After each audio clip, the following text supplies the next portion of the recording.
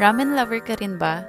Tara't mag-food trip dito sa K-Ramyun Station. Dito lang yan sa Bayan Marikina. Pagpasok mo nga dito, super spacious at ang aliwalas tingnan ng lugar. So una lang, kailangan nyo kumuha ng tray at pan and also ng chopsticks nyo, and feel free na pumili ng ramen, and nakapili na nga agad si Jolo. And si Jada naman ay nag-crave daw siya ng cheesy ramen, and ako super undecided sa super daming klase ng ramen. Talaga namang ang dami nyong pagpipilian din. Meron nga ding station dito ng mga iba't ibang sides. May iba't ibang klase dito ng mga Korean food din, and kimchi, cheese, egg, other food na pwede nyo i-mix sa ramen nyo. Hindi nga kayo maubusan ng choices kasi sobrang dami. And may label naman sila na English, so maintindihan nyo. Bumili nga rin si Jolo ng egg, mixed balls, and enoki panglagay dun sa noodles niya. So kumuha lang ako ng egg, and may nakita nga akong pechay dito. Dahil alam ko yung presyo niya sa palengke, talagang binalik ko na kasi ilang piraso lang siya.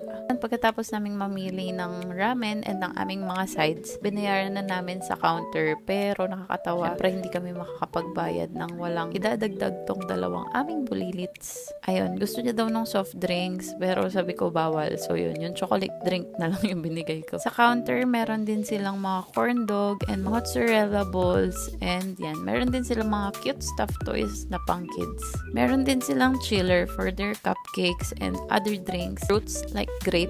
So, yun, perfect pang snack talaga dito. Hindi kayo mauubusan ng choices. And vlog takeover daw si Jada dahil nakakita siya ng ice cream. Hi! Guys, magpakuha akong ice cream. Tsaka, siya lagi yung napapanood ko sa YouTube.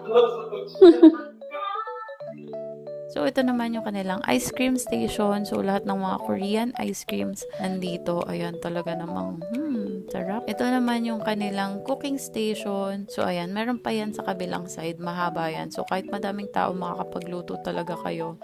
Meron nga rin pala nag-a-assist dito pag hindi kayo marunong. Pero, sobrang dali niya lang din naman i-operate. So, kung noodles yung lulutuin nyo, you just have to press 1.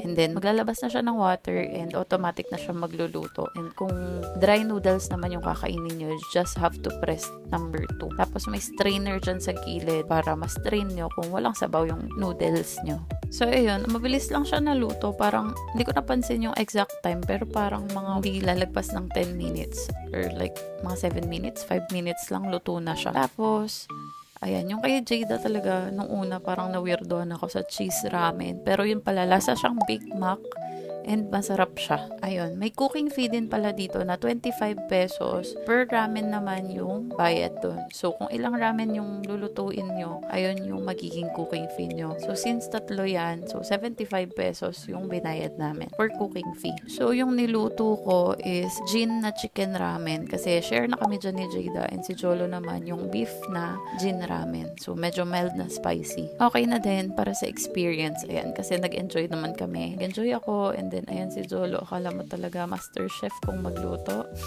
Master ng shabu-shabu. Si Jada, ayan, super love niya talaga na nagluluto-luto ng ganyan. So, ayan, na-enjoy niya yung pagluluto ng kanyang cheesy ramen. And ayun nga, pagkatapos namin magluto, ayan, enjoy na chika-chikahan, and then food trip na. Super na-enjoy namin tong midnight snack na to, lalo na ngayong ang lamig ng panahon. Ang sarap mag-ramen sa gabi. And syempre, pagkatapos namin mag-ramen, hindi nila nakalimutan yung ice cream.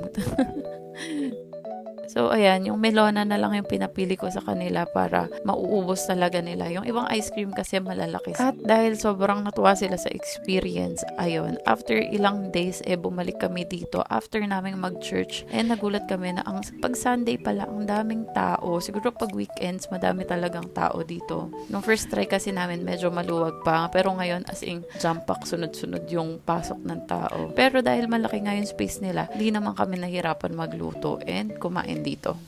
So, ayan si Jada, nagustuhan niya yung cheese ramen niya. So, nag-order siya ulit. And then, ako naman, nag-order ako ng Shin Black Ramen. Ayan, medyo spicy na siya. So, si Aya, kinain niya na lang yung cheese ramen. And then, nag-order din kami ng kimchi na medyo mapait. Hindi ko alam kung bakit. Pero, okay naman, naubos din namin. And then, kay Jolo, nag-order siya ng cheesy spicy ramen. And yung kanyang ramen na nag-order din siya ng ramen na hindi ko alam kung anong ramen niya this time, pero ayan, masarap pa rin lahat ng ramen na nagawa namin. So yun, if gusto nyo kumain ng ramen and makipag-banding sa inyong family and friends, try nyo na rin dito sa K-Ramyun Station sa Marikina. Yan lang, bye! Thank you!